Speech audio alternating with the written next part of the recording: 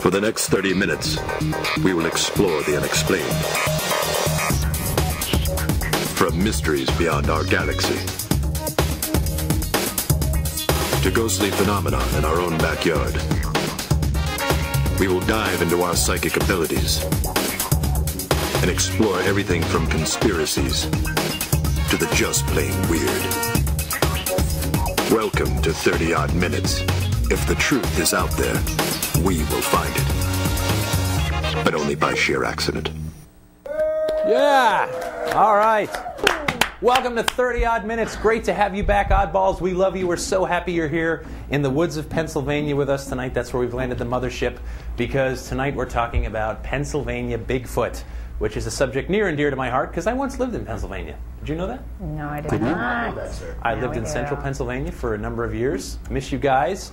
Never saw Bigfoot while I was there. So maybe tonight we can correct that. Very excited. So you know one of the holy grails of looking for Bigfoot is the plaster cast. In fact, if you look at the Oddball Pit, there they are. Woo! Our plaster cast is out of camera view, so too bad. Tonight's guest gave it to me as well, so that's kind of neat. So tonight we're going to be making our own plaster casts of our feet. And I'm thinking if we ever get big, we're totally putting these on eBay. They got to be worth something. That's the hope. So check this out. We've got this all set up. This is I'm going to go first. I'm going to go ahead and barefoot right here into the sand. There it is. Really got to get down in there. All right. There we go. Step in, Sarah. All right. Really press. Cool. I know, you got to put all your weight in it. There it is. Beautiful. All right. Andrew Lake, that's his foot. Oh, his is bigger. Nice. What does that mean? Wait a minute. Hold on. I'm going. It's a big prize. I'm going. I want mine a little Cheating. deeper. No, I didn't go deep enough. You lost all that weight, Jeff. You ain't sinking anymore. There we go. All right, that's better. Nice. All right. Anyway, cool. All right. So we've made the prints. Pretty soon we're going to come back. Matt Moniz is going to be pouring the plaster. He's mixing it up right now, and we're going to make plaster casts right here on the show. Very exciting. You've been emailing us, info@30oddminutes.com. Sarah, what do our lovely and talented viewers want to say this week? Oh, so cute. Actually, we have a really cute comment from someone live in the chat room that I thought was worth reading. It says... Wait a minute. Sarah, who's with you? Wait a minute. Some dude crazy. we picked up off the road on the way here. It's already had a Cute, sighting huh? tonight. Cute. Sorry, we did. We got email this week. Please. Yes. So Faith in the chat room actually said, work was kind today and let me have the night off. And I was so excited because I knew I could watch 30 Odd live. It's like a mini vacation. How cool is that? I know. And then we also have a pretty cool tweet from Trails Freelance. It says, watching 30 Odd Minutes and drinking a Samuel Adams Boston Lager. Well, the beer is just so I don't spontaneously combust. A reference to last week's show. Well done. Yes, so they're on it. Awesome. Great. Thank you, guys. Thank you for watching. We really do appreciate it. You can also download the shows for free, iTunes. They're all free. You can watch them on our website for free and catch them all over the country at various stations. We appreciate it. Thank you all for watching. Okay, I get to travel a lot. I'm very blessed to do so. Last week, I was out at Northern Michigan University and staying at a local hotel. Beautiful place, but there's a haunted room that they put me in. They said, you got to get into this specific room. I'll give you a hint. It's called the Lilac Room, and I want you to just see what I saw as I saw it. Please, roll the clip. We're inside the Landmark Hotel, and the guy at the front desk told me that the room I'm in, 604, is the most haunted room in the hotel and easily the most frightening. He said I would be really scared when I walk in. Let's check this out.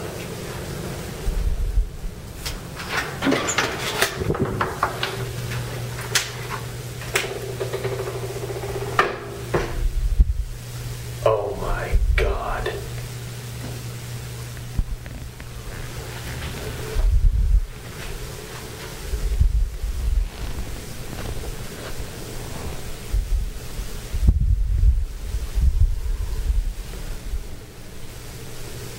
Who would decorate a room like this?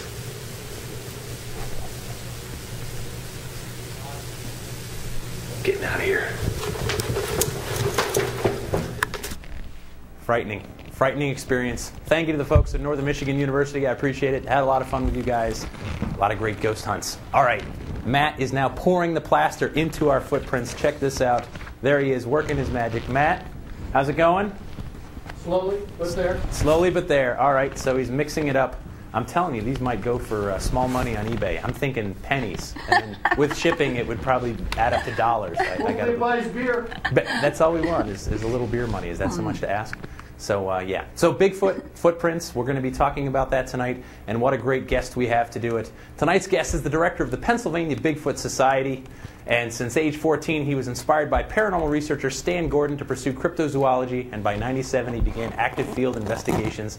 He's an avid outdoorsman. Our guest is at home traipsing through the woods looking for evidence of as yet unknown creatures. And when he's not doing that, he's hosting Beyond the Edge Radio. Live from Western Pennsylvania, please welcome Eric Altman. Hey! How are you, Eric? And we're turning up the sound. How are you again? How you doing, Jeff? Oh, very good. How are you? I'm doing great, thanks. Excellent. Thanks for coming on and playing with us tonight. We appreciate it. And thanks for inviting me. It's a real pleasure to be here. You were kind enough to give me a plaster cast out in Gettysburg a couple weeks ago. We were at the same event. An actual Bigfoot, a replica of a duplicate, rather, of a Bigfoot cast, and I appreciate it. It's here on our set tonight. Have you ever made a cast of your own foot? Not of my own foot, no. But I've made possible footprints out in the woods that we found. So you admit we're breaking new ground here tonight. This is really innovative stuff in the field of Bigfoot research. Yeah, you are. It's a first. All right, so why is Pennsylvania a hot spot for Bigfoot? Well, Pennsylvania's had sightings that date back to the early 1800s. And through the years, through the decades, it's just been a very active location. The East Coast has been very active with Bigfoot sightings. Surprisingly, everybody seems to think that the Pacific Northwest is the hot spot, when in fact the East Coast has had quite an abundance of sightings over the last 200-300 years. Right. Well, that's always what I've been thinking. The Sierra Nevadas, the Pacific Northwest, that's what we think of. But I know here in Massachusetts there's been sightings, no shortage. I guess where you have lots of forest, maybe? Does that seem to be the prerequisite? Well, yeah, we have a lot of different mountain ranges that come down through the eastern United States. Of course, you have the Appalachian Mountains, and that's a huge tract of land, a lot of it uninhabited. So there's plenty of space here on the East Coast for a lot of creatures to move around without any problems. Right. Okay. Now, you said you've made plaster casts of footprints. Have you ever seen the creature? Have you seen something out there in the woods where you said, that doesn't seem like an animal that I recognize? I haven't seen anything, unfortunately. I wish I could say differently, but I haven't seen a Bigfoot. I've heard some strange things that I can't explain. I've seen some very large impressions in the grounds, which very well could have been Bigfoot tracks, but no, nothing definitive. Right. Okay. Well, tell us about the Pennsylvania Bigfoot Society. How did that come about? Enough sightings, enough people, and here we are? Well, that began back in 1998. There were two gentlemen living here in Pennsylvania, Steve Anderson and Henry Benton, and they wanted to put together a group of basically a poor man's Bigfoot group, if you want to call it that, and just to get together and talk about Bigfoot reports, and if we get a sighting turned into us, to go out and check it out and see if there's any legitimacy to it. And it kind of grew from there. It was only about 4 or 5 of us when it first started, and we've had as many as 125 members, active field researchers in the group at one time. Currently, we have about 45 men and women who volunteer their time and services to go out and investigate cases that are turned into us. Very cool. All right, so talk about how you investigate Bigfoot. By the way, we're going to be showing some clips, some photographs from various investigations. We'll be getting to that very soon. But what's the investigation process like? I mean, does someone call in a sighting? Do you just go looking? Well, what we try to do is if someone submits a sighting through our website or calls us on my cell phone or one of the phone numbers of our members, we try to get as much information as we can from them to determine if it's worth going out to the location and seeing if there's anything to find. We prefer to meet the witness in person because you can read a lot about a person's body language, their emotions. You can really tell if they had something that was traumatic, something happened to them traumatic. And once we determine that the sighting is legitimate, we feel the witness is credible, then we either ask the witness to take us to that location to look for evidence, or we go ourselves and try to see if there's been something moving around the area. And if we do find evidence that there's been something large in the area, then we bring a team in and we begin to basically tear the area apart piece by piece, trying to find any footprints, any hair samples, droppings, anything like that. Right, and is there equipment involved? I mean, anything, you know, we've had a lot of ghost shows on 30 Odd Minutes where we talk about EMF meters and things like that. Is there any kind of specialized equipment for looking for these creatures? Well, we use a lot of the same things that the ghost hunters use. We use the 35mm camera, the digital camera, digital audio recorders to capture any possible sounds, video cameras. Those are some of the basic tools that we use, but we also use game trap cameras that we can put on trees and leave out there in the forest so we don't have to be there. They're trip cameras. I just recently got a FLIR, a thermal night camera, FLIR, that I can use now in our investigations, which is going to be a huge help. There's a lot of different things we use. Tools, like I said, very similar to ghost hunting, but some of them are more specific for outdoor use. Yeah, gotcha. And those FLIRs are expensive, so you guys must be making a lot of money doing this Bigfoot searching, huh? Standing on the corner has its benefits. Fair enough. All right, we do have a question for you, Eric, in our chat room. Please, oddballs, tell us. Hi, this is from Kalia Sherrill. What is his opinion on David Roundtree's theory that the reason it's so hard to find a Bigfoot is because they might possibly exist in another dimension and only pop into ours once in a while? I don't All right, think I'm you going to can hear repeat that for you because I'm guessing you didn't hear it. I'm guessing our studio audience didn't hear it. All right, I can Sarah. do it. It's a really good question. Sarah, please because I actually have translate the same for theory. Okay. Bigfoot. So David Roundtree has this theory that the reason it's so hard to find Bigfoot is because they might possibly exist in another dimension and only pop into ours every once in a while. What do you think about that? Now, that's a great question. Unfortunately, we don't have a lot of proof that they do that. We do have some very strange reports from time to time that we get that really don't have a physical answer to them, but they're very rare, and if it is something that pops in and out of a dimension, it's going to be very, very difficult for us to get any conclusive physical proof. Sure. Well, okay, and is this an uncomfortable debate among Bigfoot researchers? I mean, I've also heard that they're aliens. The reason you don't find dead ones, they don't live here. They go to another world, or interdimensional, as we've said, or whatever. I mean, is it an uncomfortable discussion? Because it seems like a lot of cryptozoologists want to say, hey, it's either not real or it's like a North American ape. We haven't categorized it yet. You know, what's it like when you're in the inner circle? Yeah, it is very, very uncomfortable for a lot of researchers to accept the possibility that we're dealing with something that isn't a terrestrial creature, an unknown primate, or even a relic hominid.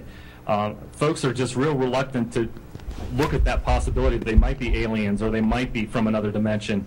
I tend to lean towards the fact that they are an undiscovered primate, but as an objective researcher, I've got to search out every possible answer before I can come up with a conclusion.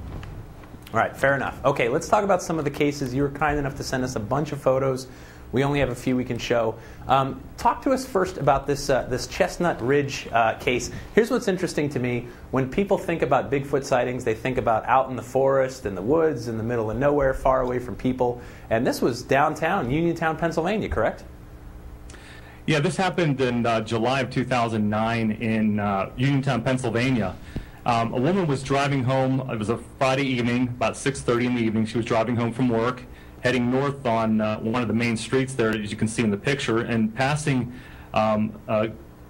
basically a drugstore on the right there that you see the picture of the parking lot. Yep. When she saw a figure to her left coming through a field next to a middle school, and she first thought it was a person until it jumped out onto the roadway and started approaching the front of her car. She was afraid she was going to hit it, so she hurried and slammed the brakes on and pulled over to the curb to avoid from hitting this thing. And when she looked out the window again, she saw that it wasn't a person. It was something tall, upright, very, very lanky or thin, and covered with brown hair. She was stunned, basically, and instead of jumping over the hood of her car like she expected it to, it jumped over the trunk of her car, continued through the parking lot, which you just saw the picture of, and ran down that city street and disappeared from sight. Right. Now we actually have a photo of the scratches allegedly left. There they are, a little tough to see, but... Yeah, we don't know if these are really scratches from the creature or not. We looked at her car the day we met with her at the sighting location, and it's a brand new Ford 500, so there wasn't a lot of scratches or cosmetic blemishes to the car, but we did find these scratches on the left rear fender and the left rear quarter panel where she claims the creature jumped over, and they kind of looked like almost like if you took a brush or very coarse hair and rubbed it against the paint. Yeah. So we don't know for sure if that was left by this thing that she saw or somebody bumped up against her car, but it was pretty interesting. How much time had passed between the sighting and when you got out there? Well, I was actually that night I was out of town, and I got an email from a friend of mine who received the report through his group and forwarded it on to me. By the time I got in touch with the witness, it was Sunday afternoon, and we made arrangements to meet with her. Our work schedules, her work schedules kind of clashed, so we were finally able to meet with her about a week later. It was about 7 days. Okay, but still pretty quick, pretty quick. All right, and so there's actually a drawing of the creature, I guess a composite drawing from someone in your group. There it is. A little stretched out. Yeah, this was drawn by Dave Dragazin. He's our, we call him our crypto artist. What he does is he sketches the creatures that the witnesses describe, based on what they're telling him. And as you can see, this one kind of looks very human-looking. Has a very flat, broad nose and very dark black eyes. That's one thing that she continued to repeat over and over again. It didn't have any eye color. It was all just looked like black eyes to her. And it had a very wild look on its face before it started into the roadway. So, right. An interesting case.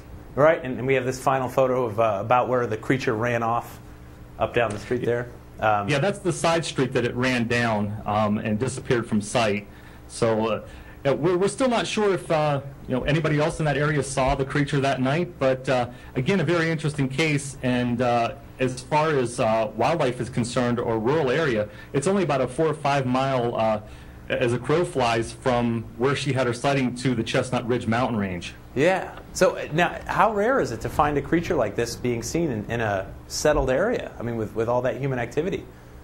It's very rare. It doesn't happen often. And as a matter of fact, I could probably count the cases on one hand of how many times there's been sightings reported in such a suburban neighborhood or even a city. Most of them take place in the rural areas, the forested areas, campgrounds, stuff like that. But they're very rare they happen in the city. Right. Interesting stuff. All right, Eric, we do have another question for you in our chat room. Sarah, what do our chatters, 30-oddball chatters, want to know? They're wondering if reports of Bigfoot sightings, if they vary in the way that they describe them as a physical appearance, depending on the region of the world or the country where they're being spotted at. Do they all look like the Bigfoot next to Sarah, or is there some discrepancy in some of these descriptions? Well, that's another great question. There are a lot of discrepancies. Some people describe it looking very human-looking, almost like a Neanderthal or some kind of relic hominid. Others describe it looking more like a big ape, a giant gorilla running around in the forest. So the descriptions vary. Hair color varies. Facial features vary. I guess if you would really think about it, if it's related to us or close to us, we all have different features, and I don't think there's many people that look exactly alike, except for twins. But right. There are a lot of discrepancies. Right. Okay, fair enough. Okay, before we get to your next case, I want to check in with Matt Moniz and our lovely and talented Footprints. Matt, how are they doing? Slowly setting up, but they're getting there. Are they firming up a little bit? They're still wet. They're going to take at least another hour to dry. All right, no problem. We have the time. We can let them dry. Time to make it 90-odd minutes, right? No? Not so much? All right. I would keep talking, but the crew wants to go for beer as soon as the show's over. So. Beer! Darn straight, man. Is not great. But it's more fun than pain. Yeah, the last hour, we're just going to let the camera roll on that plaster drying and see how we do. Nice, good idea. All right, excellent. Next case you sent us, let's talk about the Wysox, Pennsylvania case. This is Wysox, Pennsylvania, July 4th, 2006. Tell us about the area. We're going to see a photo of the general vicinity and then get into the case a little bit.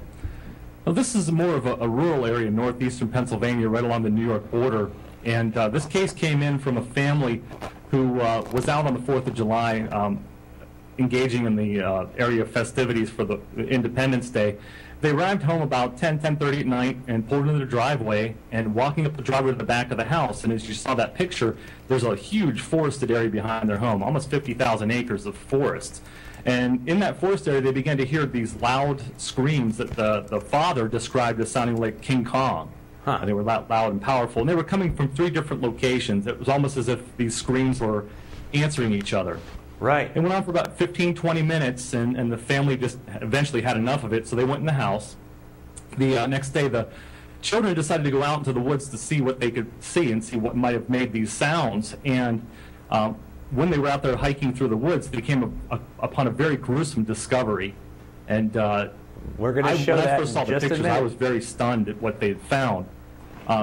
Basically, what they did discover was a dead deer, a doe, with its right leg almost wedged in the V of a tree.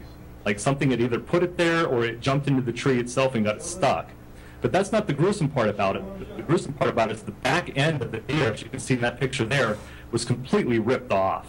Yeah. Forgot that warning to sensitive left, viewers, and by the way. They were stunned. They were literally stunned. Yeah.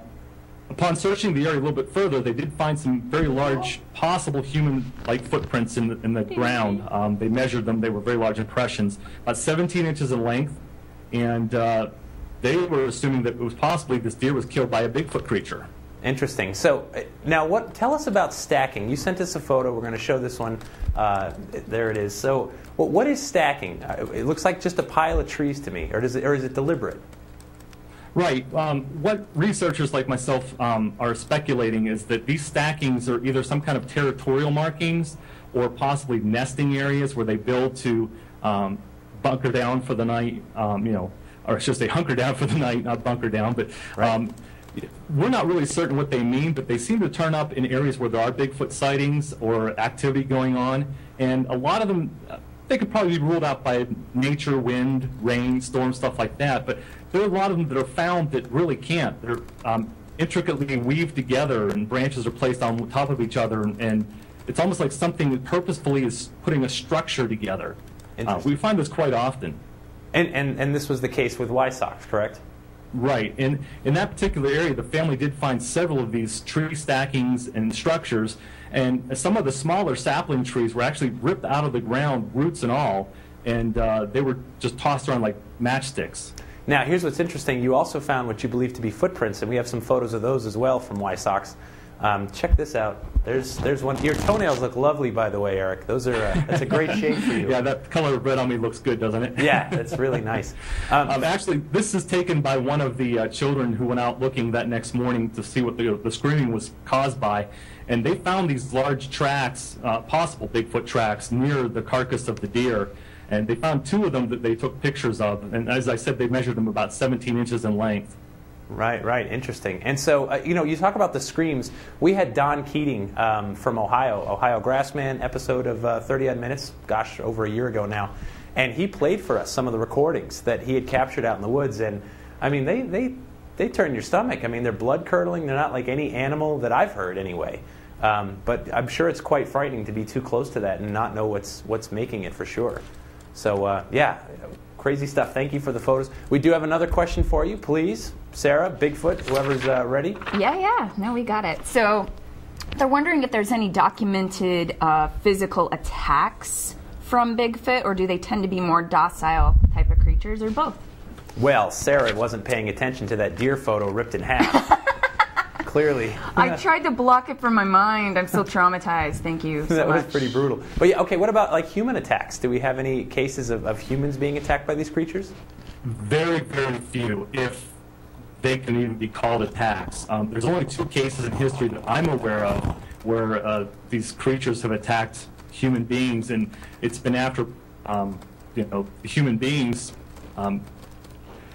doing something to the creature. Either shooting at it, or antagonizing it, or encroaching its territory, its young, whatever the case may be. There's only like 2 cases, and they're both from one's from 1924, the Fred Beck case, where he was in Mount St. Helens prospecting with 5 other researchers, and they were attacked at night by a group of these, as he called them, mountain devils. And they threw boulders at the cabin, and they tried to break into the cabin through the roof and through the walls to get to the prospectors. And the reason why they did that is because earlier in the day, the prospectors saw one of these creatures watching them from a tree line, and they shot at it twice.